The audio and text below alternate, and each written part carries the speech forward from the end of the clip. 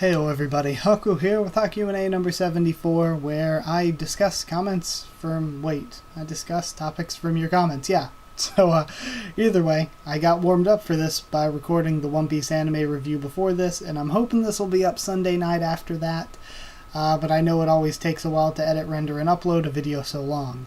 And this one's gonna probably be kinda long. I'm hoping I can try to keep my voice throughout it. But I know by the end I'm probably going to start getting a bit raspy, because we have 7 sections here, and each of the 7 are a little bit long, so we have a lot to discuss, a lot of different series and stuff that we got some good discussion on. And some general stuff I want to talk about before that, some exciting stuff where stick around through the general section please if you want. If you want to help me try to decide some stuff I want to do this week and maybe in the future too, because I'm trying to think of some videos to do and I want to know what some of your thoughts are and some of the things I'm thinking. So yeah, that'd be helpful to me is all if you wanted to stick through and watch. But either way, let's talk about the stuff I have notes on in the general section. There are still a few comments I haven't answered yet. I wanted to bring that up before getting into stuff. Because some of them are like paragraphs long, and I am definitely not complaining about that. I love that you took the time to do that and to have that kind of discussion. I just haven't had. It takes a long time to think of an answer and answer all that. And I just haven't had a really long time to just sit down and answer those really long comments yet. But I'm thinking maybe in a few days, maybe later this week when there's going to be less going on. Also, this morning when I woke up, we hit 700 subs. I am so very happy. Thank you so much. It really does mean a lot being able to make videos, talk with you all in the comments and on Discord and on Twitter. And I'd like to get more sentimental, but whenever I'm always thinking to myself, I'm like, oh, I could say this, it'd be so cool, it'd be so good, it would work so well. And then I get here in front of the camera and I'm like, not nearly as charismatic as I am in my head. So, yeah, I'm not going to go further than that. Just know that I really, really seriously appreciate all of you. So yeah, either way. For 750, I said before that at 250, 500, and 750, I'd do special videos. I don't remember if I actually did a special video at 500 or not, so maybe forget that one. But for 750, I want to do something special, but I don't know what I should do.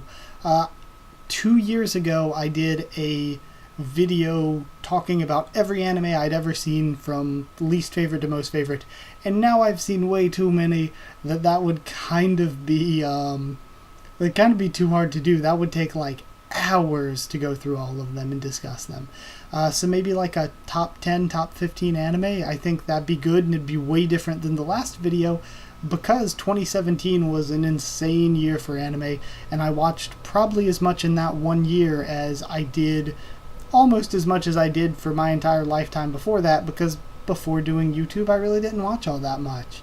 I'd watched some of the bigger ones obviously, but I didn't watch all that much until getting into discussing it with you all. So yeah, maybe I could do like a top 10, 15 anime. Tell me what your thoughts are, if you'd like to see that or if you'd like to try something else. And then for this coming week, for this coming or Wednesday, Thursday, whatever, I've got a couple things that I'll help you or let you help me decide on what to do for those 3 days, because I believe on Friday we're not going to have One Piece and Boku no Hero Academia. I think they're going to be off for Golden Week, and if they are off for Golden Week, I don't know if it's this week or next week, but if they are off for Golden Week, then yeah, this Friday I'll have to do something else that day to give you guys some more content. But either way, I was thinking at first, I was going to say for this Thursday, if I don't have the top 50 anime waifu video up yet, and I know I'm like months behind on it, but I'm still working on it, and it still will be here, hopefully within the next few weeks. But if I can't have it done by this Thursday, and then the Thursday after that will be the next HaQ&A, and then maybe I'll have it up the Thursday after that is what I'm thinking. But if it's not up this Thursday, I was at first thinking, what would you prefer? Like a first thoughts on the spring anime video, or a sort of overview summary kind of video on the winter anime I watched?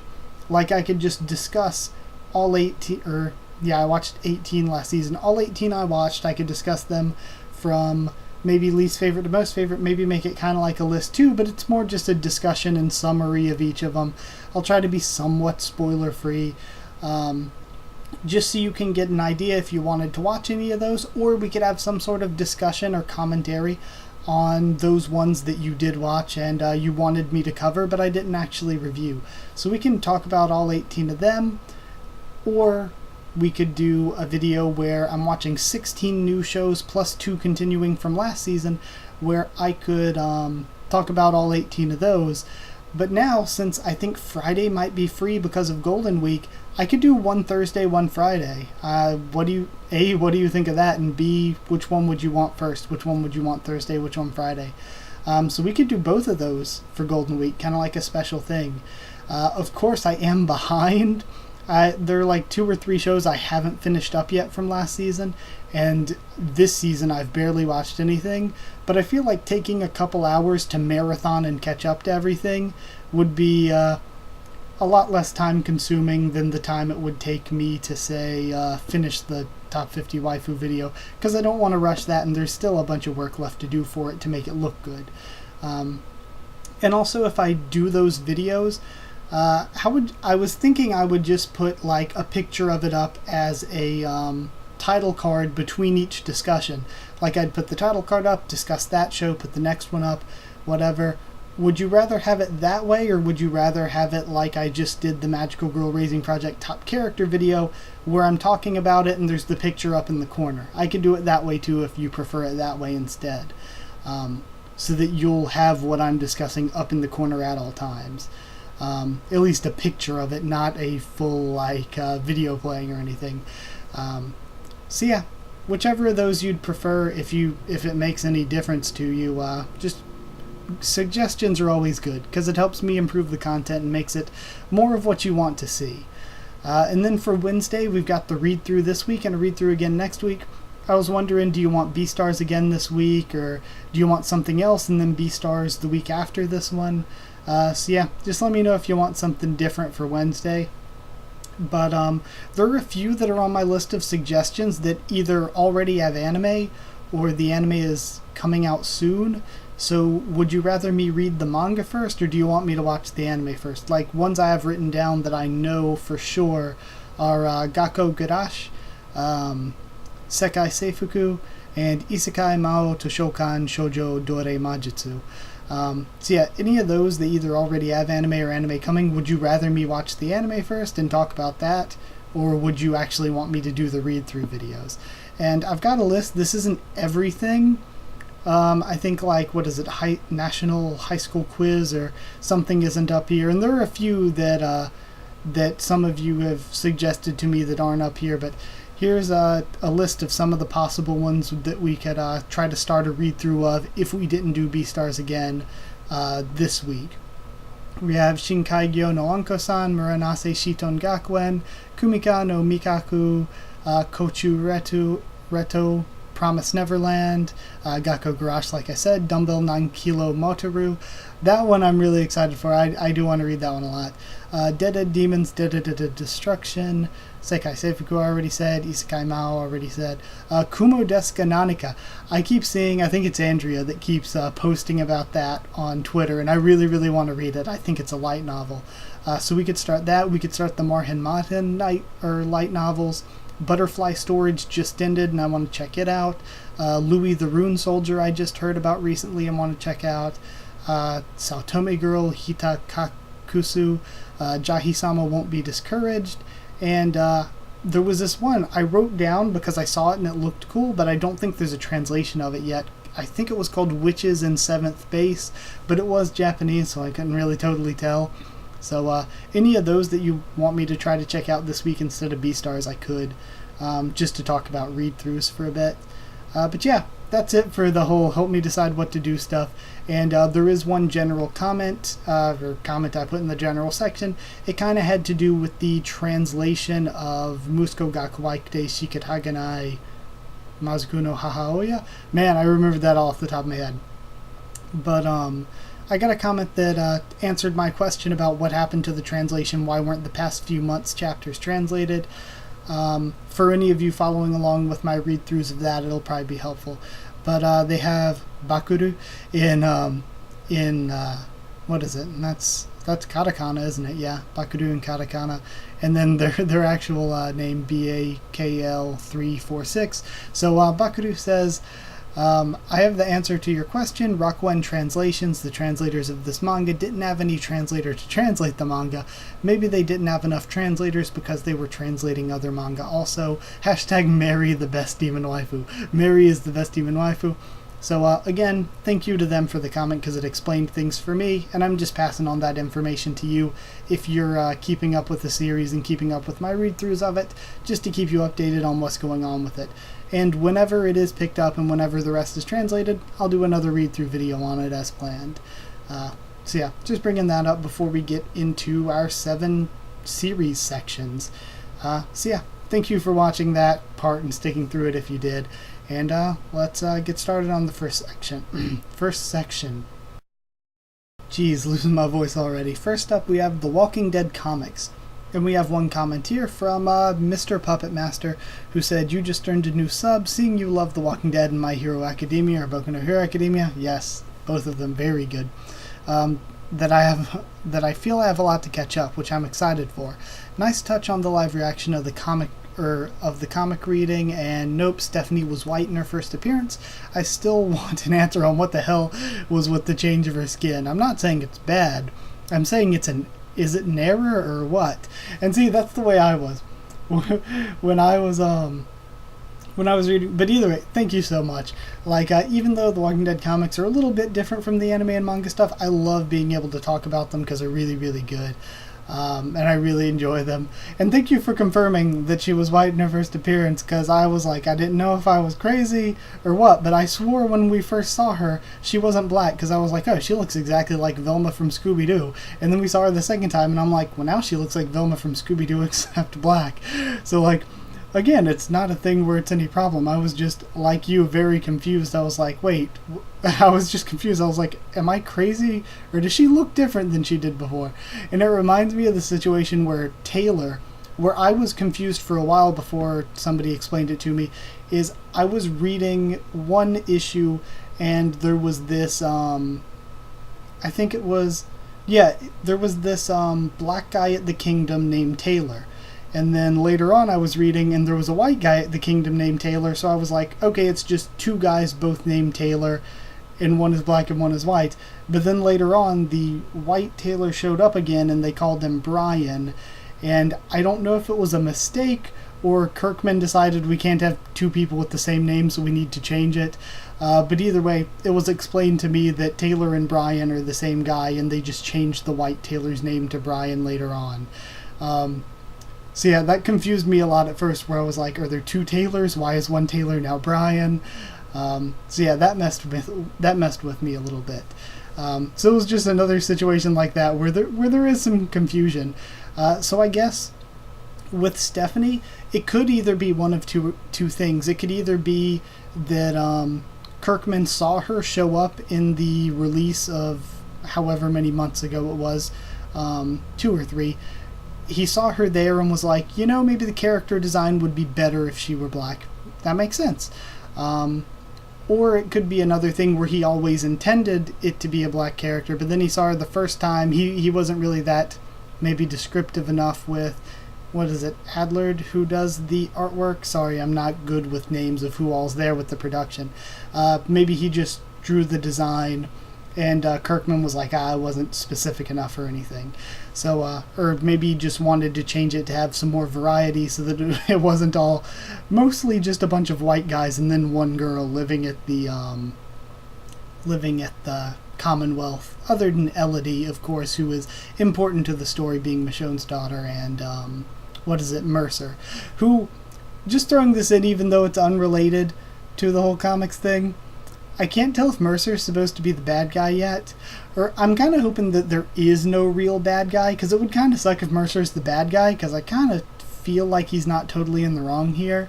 And I also think it would kind of suck if the governor was the bad guy again, because that makes it kind of feel like we've seen this big evil leader thing before a few times with the first governor and with Negan. We've seen that before. So I'm kind of hoping there's no real bad guy. There's just good and bad parts of both the governor. I think her name's like Milton? Governor Milton? Something like that. Again, don't remember her name.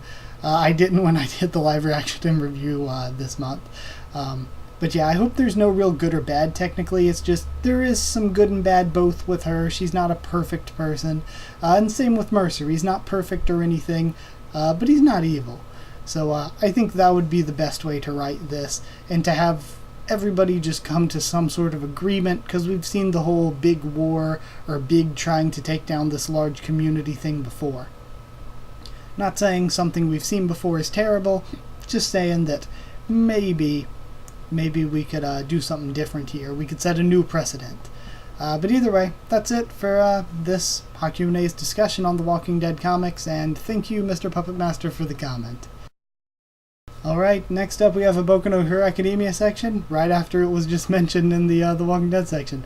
Boku no Hero Academia is so good right now. I am more excited for the anime than I've probably been excited for basically anything in anime. Like, I've never been this way with an anime before.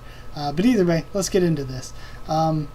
In the one of the reviews for the anime in here, this is both the anime and manga discussion. Let me know if you want me to separate them in the future, because I can, but there shouldn't be anything in any of this that's going to spoil anything for the anime. So if you're an anime-only watcher, don't worry, there aren't going to be any spoilers here. Just tell me if you want me to make a separate section for manga stuff next time, maybe. But either way, one of the anime reviews, I brought up a quick update to what I had said in the video, that I thought for the opening, even though I totally love the opening, it kind of shafted Class B, and as the weeks have gone on, I kind of feel that a bit more. The only time we see Class B is way in the background when they're all jumping out of the forest. You can see Tetsu in there, and that's kind of a weird place for Class B to be anyway. But that's all we get to see of them, and they're going to be important for what I feel like is going to probably be the first quarter-ish of the anime, so I would have liked to see more of them, or at least more like Tetsu, more Kendo. So I would have liked the important members, really. Maybe even Monoma. I would have liked to see more focus for Class B in the opening. And also for the opening, I would have liked to have seen some more of the villains, or the Vanguard Action Squad of the villains, rather, because we only get to see one real shot of the Vanguard Action Squad, and even in that shot, there's only like 5 of the 10 of them, I think. We see Dabi, one whose name hasn't been revealed yet, so I won't reveal it, and actually 2 more in the same situation, and then we see Toga. So yeah, I believe only 5. So there's 5 we're not even seeing in that shot that don't get to be in the opening at all, despite being somewhat important. We just saw one of them that isn't in the opening, and I have no idea why well, I don't know whether to call him sorry, don't want to spoil names, whether to call them he or she, but they're not in the like, their gender is very questionable, but they're not in the opening, and they're like a big confusing one, because we just saw them take down Pixie Bob in one shot, basically. Why aren't they in the opening? That was one thing that I noticed from episode 1 that confused me. I was like, why aren't they in that shot? So yeah, either way, that's just more thoughts from me. But Mayu said, I agree, Tetsu and Kendo at least deserve some more spotlight in the opening, as well as Shoji from 1A. I totally forgot Shoji. Yeah, I think that they gave at least a little bit of a good part to Tokiyami, having him be the big one busting out of the woods and everybody else behind him.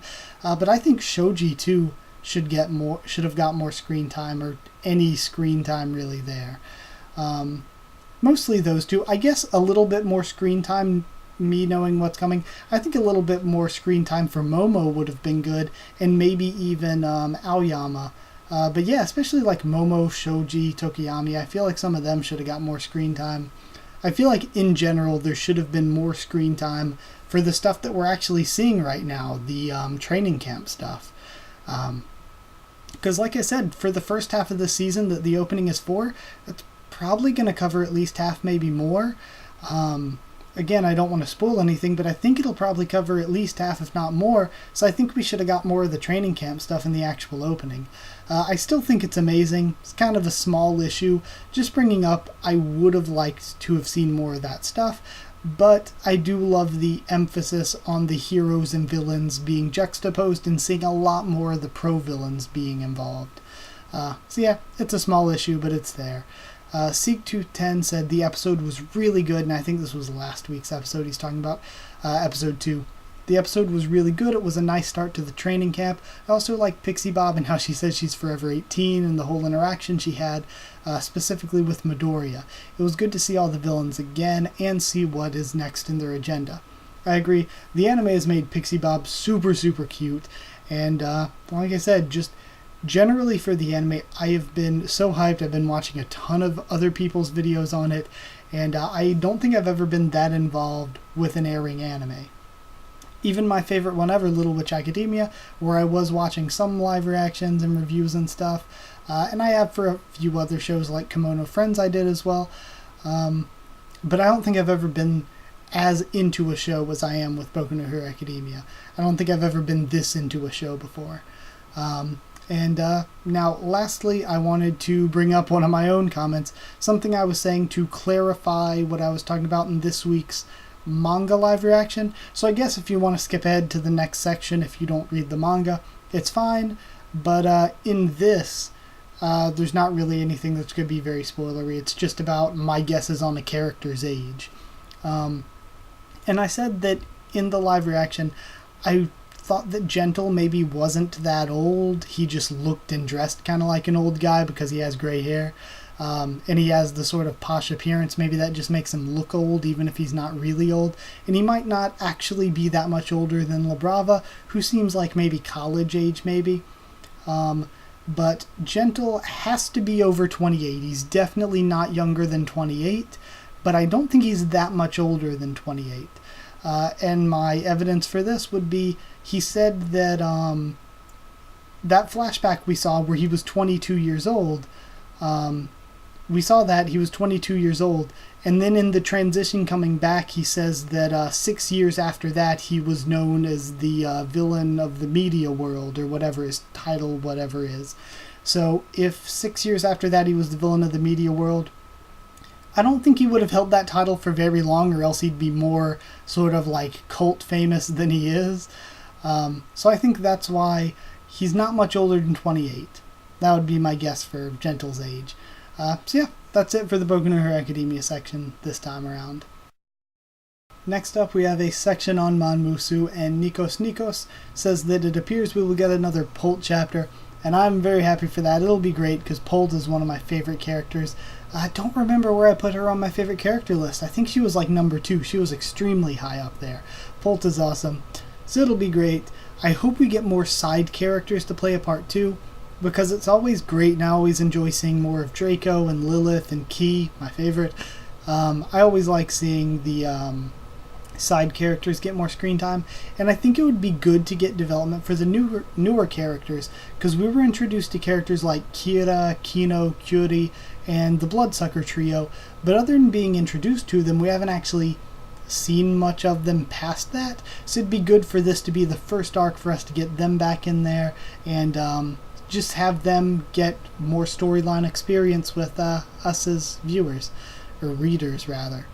Seek210 said the chapter was great, and the twist Yuri ending, it was pretty cool that Ragnarok went to pick Kurus up and was the one that got him out of the farm. Can't wait for them to go to the gym and try to lose weight. And I agree so much. The ending was so good for the arc. The chapter itself was really great, and Ragnarok was the household MVP, objectively.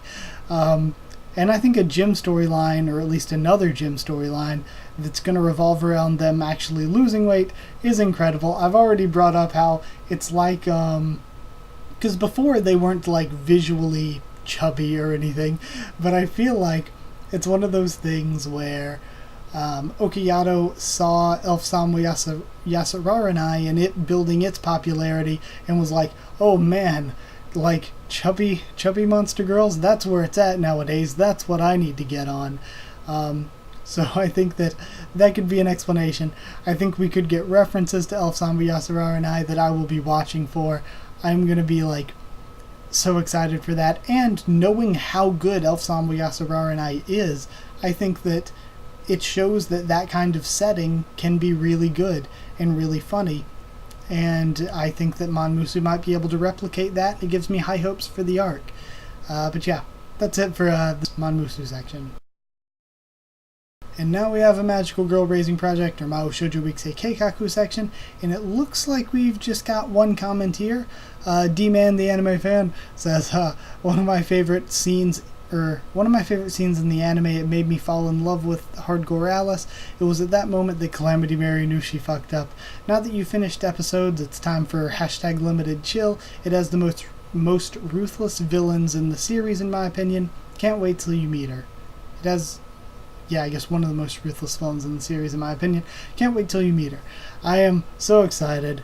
I also love Hardcore Alice as a character, but yeah, it's very close now. This week on Tuesday, I guess, at this point, because I think things have changed a little bit. But yeah, this Tuesday I'm planning to have the reaction to the limited character designs up, and I guess that means next Tuesday after that will be chapter 1 of limited. I did want to do one over the weekend and one Tuesday, but it didn't work out, so that's fine. So yeah, limited starting next Tuesday, I'd say, and I'm really excited for it, just because reading Restart was like one of the funnest experiences on the channel. A lot of people have said that they missed the Magical Girl Raising Project read-throughs, so I want to make time to make them like a staple, a firm thing that's going to be happening on the channel all the time. So yeah, excited for that, and that's all I got for Magical Girl Raising Project. We've got some One Piece to talk about now, and starting us off, Nico said, "Well, this is it. Jinbei's officially the 10th Straw Hat. Please, Oda, for the love of God, don't kill him off." And yeah, Jinbei, I've said for a long time I've considered him a Straw Hat. There are like 1,000 things you can point to and say, oh, he's a Straw Hat because of that, but he's 100% one. And now I'm just hoping every single week for Oda to confirm Carrot is the 11th. That's just what I'm waiting for. Carrot needs to be the next Straw Hat. If not, seems like a huge waste. Seems like a really big waste. And Nico said, also it seems like Big Mom will follow them to Wano. Don't forget Nami still has Zeus, so Big Mom can probably track them this way. So yeah, if this is the case, Wano is going to be batshit crazy. I mean, we could even see the Straw Hats, maybe even the Grand Fleet, the Heart Pirates, the Minks, and the Samurais versus Big Mom versus the Beast Pirates. I'm hoping not. Sorry, I'm really hoping not. Just because Big Mom Pirates need to just stay off away from the story for now. This arc should end on a high point like it just did, and then we can do Wano, and then go back and revisit the Big Mom storylines, because like I discussed before, with the Big Mom stuff, we got introduced to all these characters, we got storylines with them, but none of them really got defeated or anything, so now we can go off, do Wano Kuni, because right now the Straw Hats aren't strong enough, we've seen, to take down Big Mom's crew by themselves. The group that was there, there's no way in an all-out fight they could have defeated those numbers and the skill that was with those numbers. But after they've all joined up, and say they have 11 members, say Jinbei does actually find some way to escape and meet them at Wano, say we got Jinbei and Carrot as 10th and 11th, we got the Minks there, we got the Grand Fleet, maybe, and we got the Samurais, say after they defeat Kaido and are done with that, because they'll have enough grouped up strength, because we figure Drake will probably betray Kaido, I think. And I think that this is where Gecko Moria is going to show back up in the story, and Gecko Moria is going to help him take down Kaido.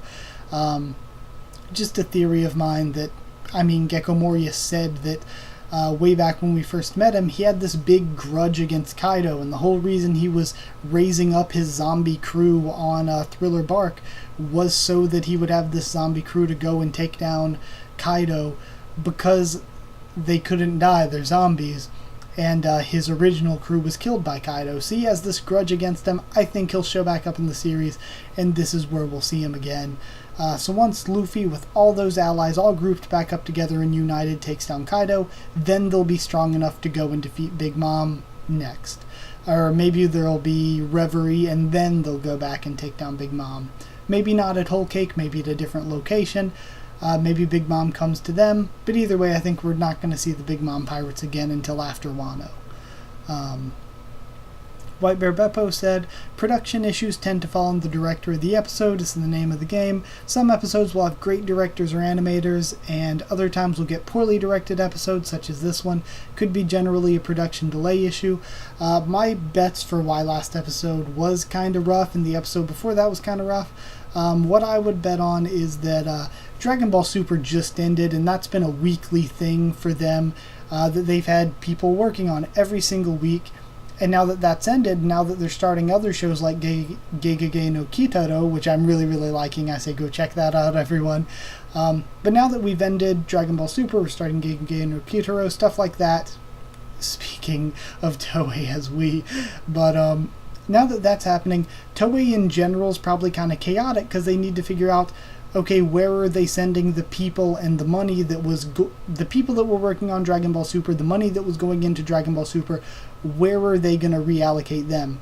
Are they all going to go to new shows like Gegege, or are some of them going to go to One Piece? Maybe some of One Piece's people have to go to Gegege.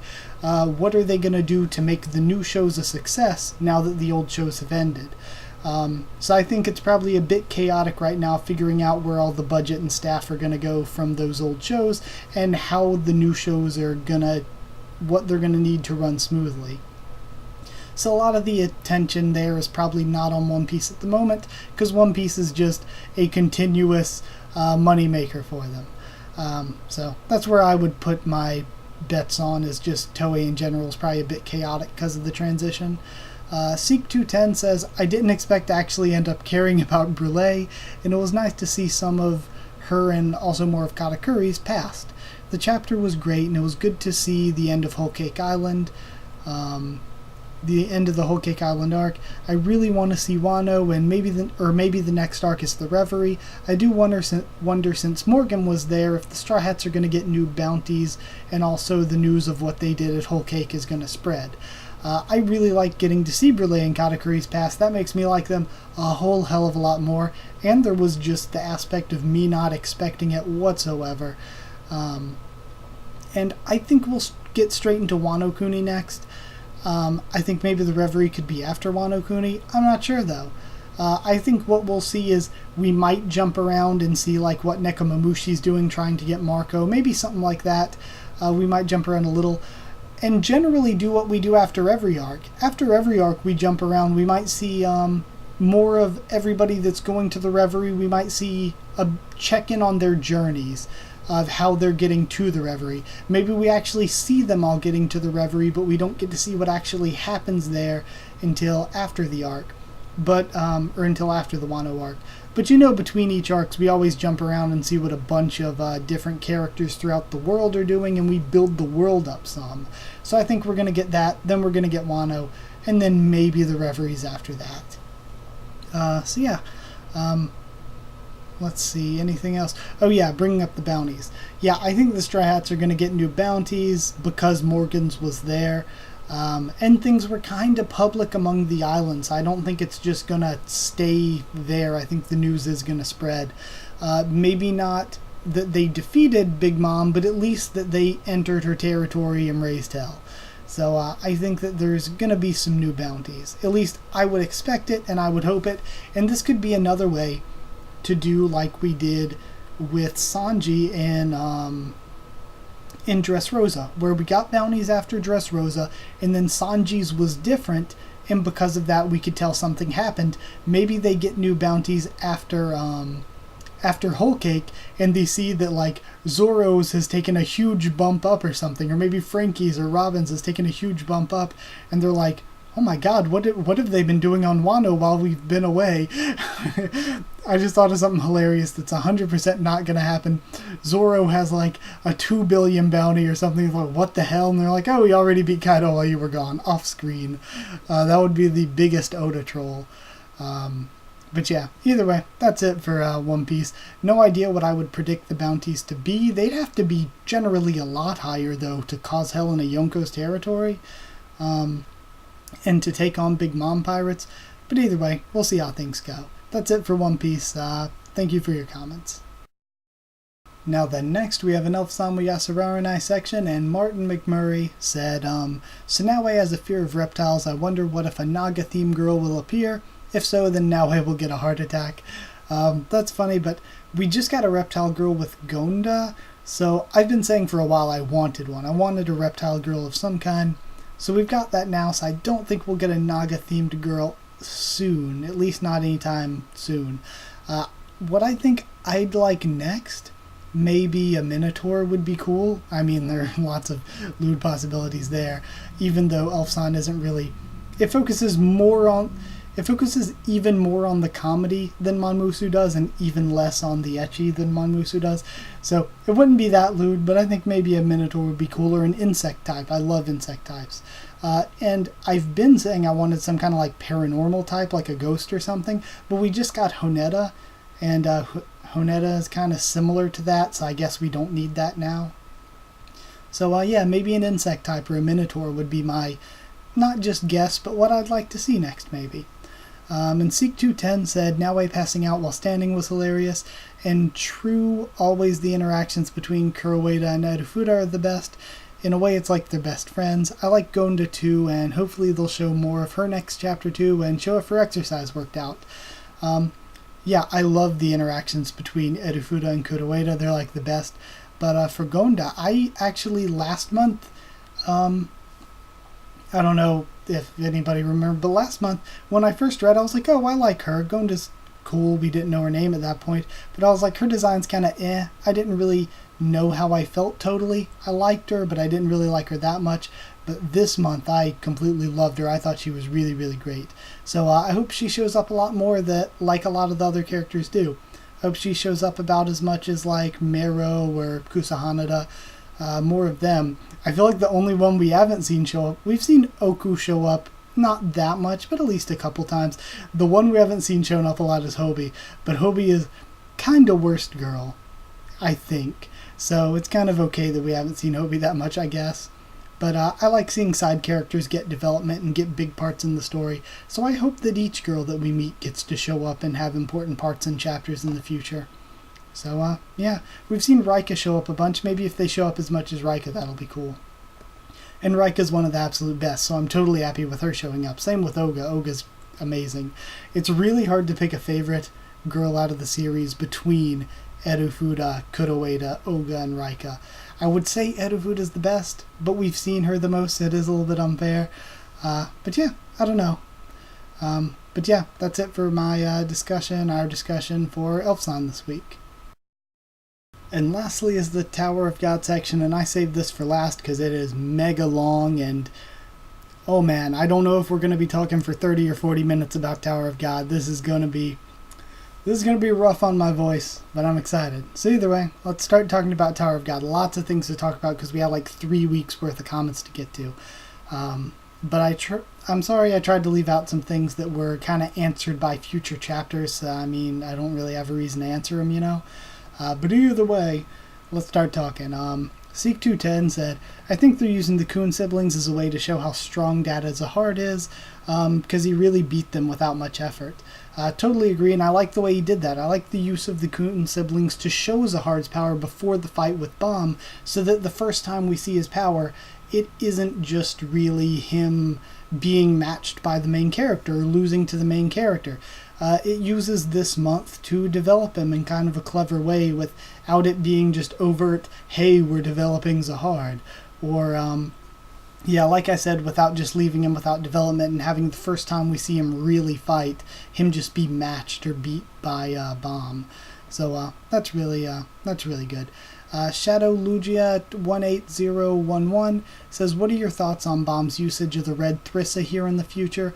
I feel as though Bomb and the Thrissa are too different personality-wise to get along with each other, and when the time comes and it wants him to kill Enryu, I'm doubtful Bomb would agree with its decision, similarly to how Bomb disagreed with his power to become king.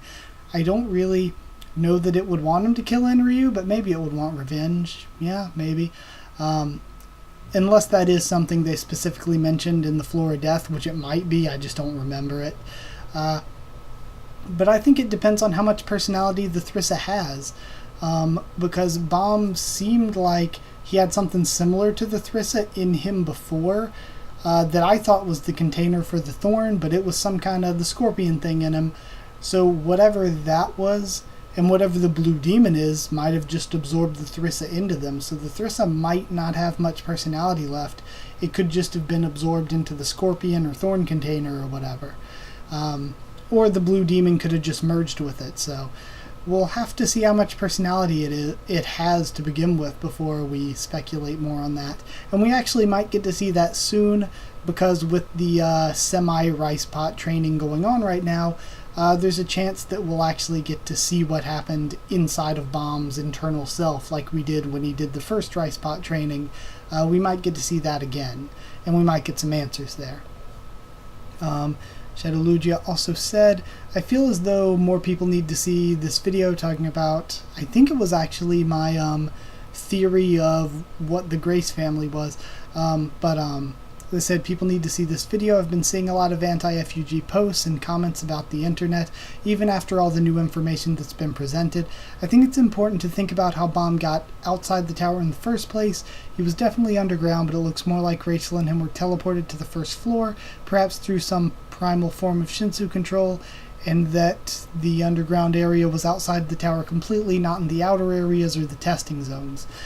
For me, just to talk about the FUG portion of it, not get into too much wild speculation about Bomb's past, because I could be here for like a year, but to talk more about FUG, the way I think about them, and I'm pretty pro-FUG at this point, I think that they're a group that has a good goal, taking down an evil dictator Zahard.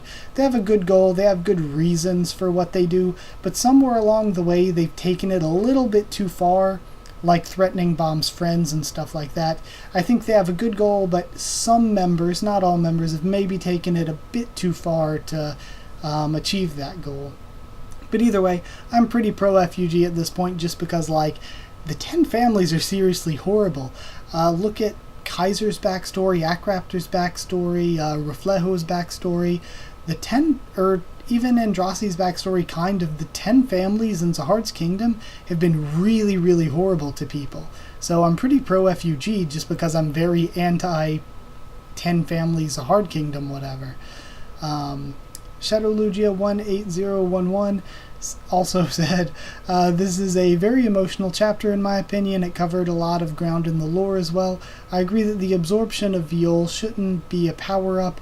Instead, it was a poetic way of showcasing Bomb coming to terms with his involvement in FUG. I'm very much looking forward to Mazano's return. What could he have done to get those errors floating around him? I totally agree. I think Bomb absorbing his old self is just really, really great symbolism for how far he's come and what he's now learned to accept, because we saw just back in the Name Hut station, he even struggled to wear the wig and call himself Viol.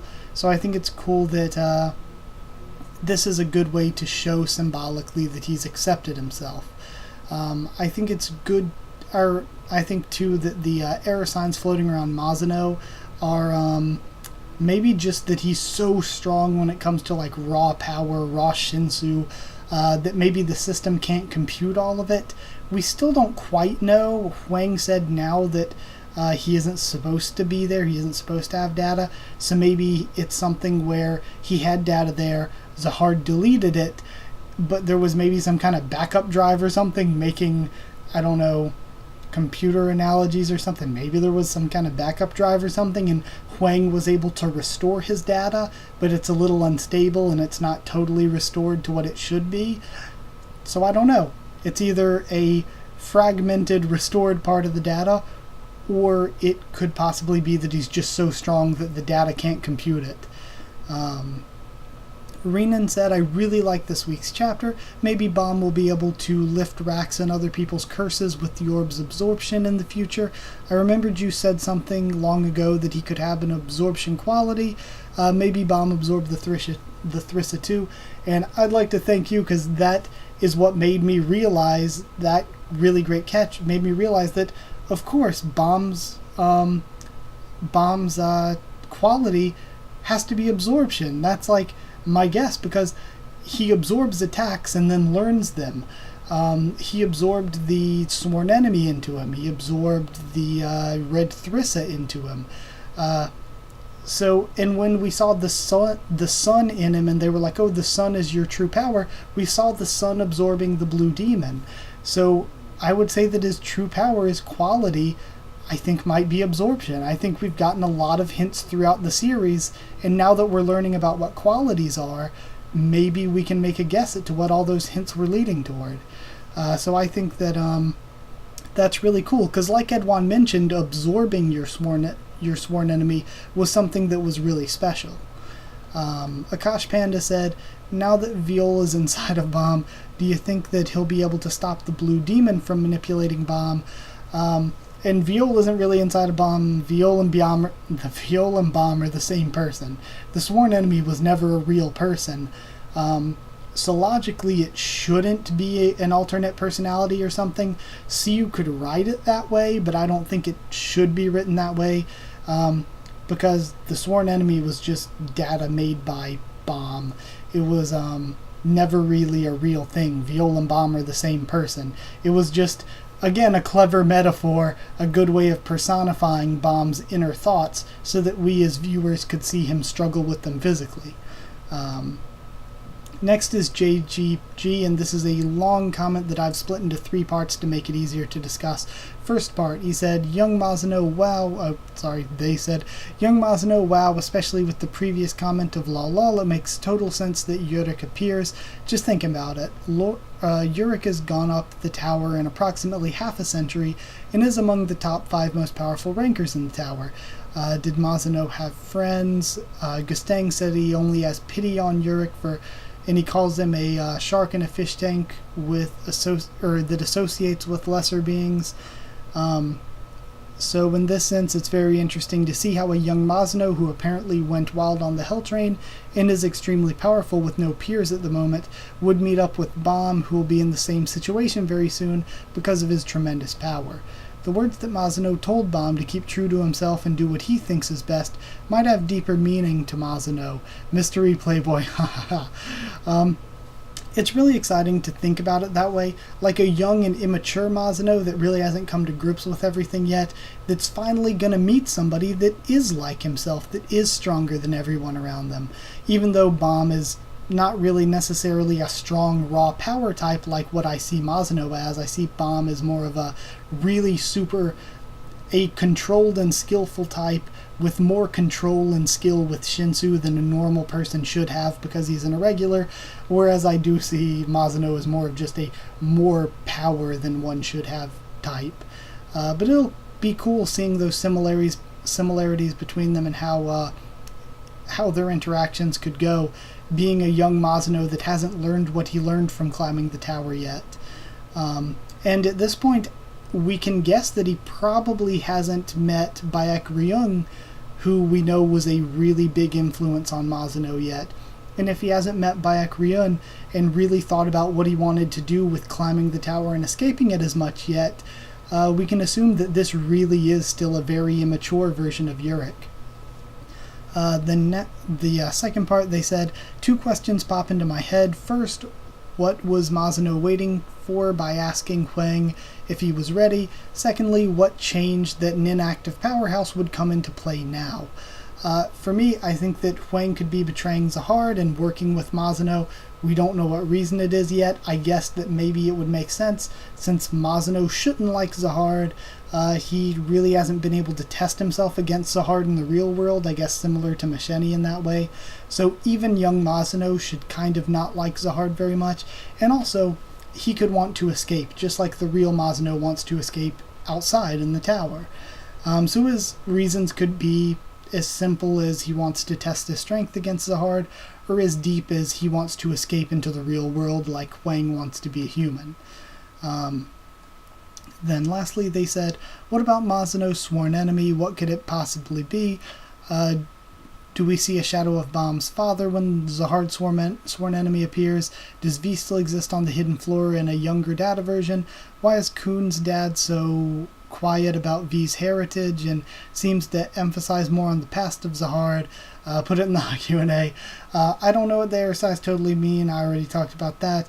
But Mazano doesn't seem to have a sworn enemy. He might. Also, there should not be a data V for us to see here, because I'm pretty certain that Edwan said all the other great warriors except himself and Zahard were already deleted. So that should mean that data V was there at some point, but he got deleted with everybody else except for Zahard and Edwan. And the only reason that Edwan wasn't deleted too is because he didn't associate with the other ones. Also, I think that Edwan didn't go too deep into V's past, not because he's trying to hide it or anything, but it's because Bomb only has 1 month before he's fighting the King of the Tower, Zahard. So Edwan's just trying to rush Bomb's training and do as much training as possible and not spend much time talking. He's pretty much even said that. So that's my thoughts on all those questions. Next up, Coolfu270 says Edwan's dialogues were translated the same way in Chinese when talking about the giant, or like when he was saying ancient, but he cuts himself off and says giant.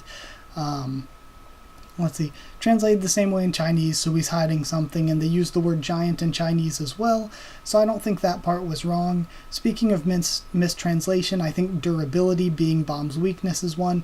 We know Bomb's weakness is his physical strength. The way he gets hurt by ordinary explosions indicates that, and that's why Agro-Agnes could hurt Viol, because Agro-Agnes wasn't making a spear out of Shinsu.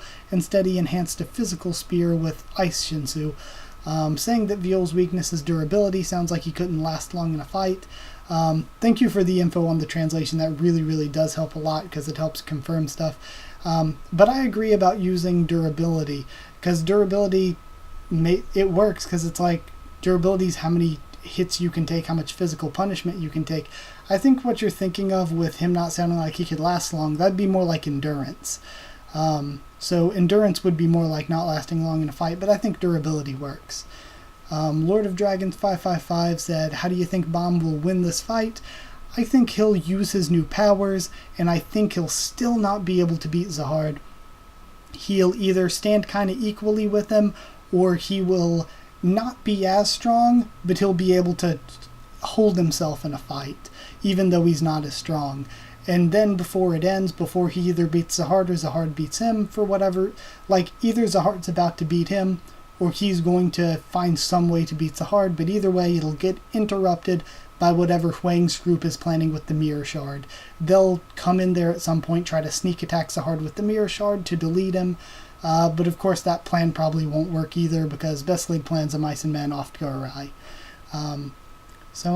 Yeah, that's what I think. I think it'll be a good fight, but I don't think Bomb will win. I think he'll probably be weaker, but he could stand equally with Zahard to be more like, oh, this guy's a rival to what Zahard was. But either way, the fight will get interrupted. I don't think we'll get an actual winner like we did with Bomb and Joaquin. Lol says, did you notice that Yurik has veins on his forehead, so he's probably sick or poisoned? I don't think he's sick or poisoned. They're barely noticeable. I think it's probably just a design choice. So I think it's just a design choice. Akash Panda says, what if the person Huang is working with is actually Gustang? Maybe the thing Gustang wants out of the hidden floor is the data Yurik.